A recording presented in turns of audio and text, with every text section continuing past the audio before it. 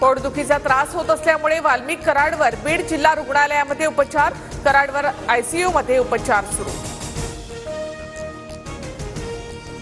वाल्मिक कराडला वैद्यकीय कारणावरून मारून तर टाकणार नाहीत ना, सामाजिक कार्यकर्त्या तृप्ती देसाईंकडून शंका व्यक्त।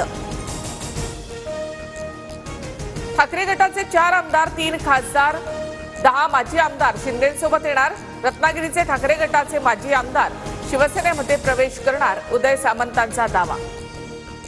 उद्यापासून पक्षप्रवेशाचा ट्रेलर सुरू होणार।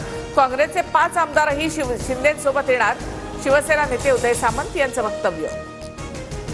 30 डिसेंबरला कराडसह इतर आरोपी आलिशान गाड्यांमधून पुण्याला गेले, अंजली दमानी यांचा दावा। सीसीटीव्ही फुटेजही समोर। शिवलिंग मोराळेच्या गाडीसारखीच गाडी कराडच्या ताफ्यात। सरपंच देशमुखांची क्रूरपणे हत्या करणाऱ्या मारेकऱ्यांना फासावरच लटकवलं पाहिजे, चौकशीमध्ये दोषी असणाऱ्यांवर कडक कारवाई करणार, अजित पवारांची प्रतिक्रिया।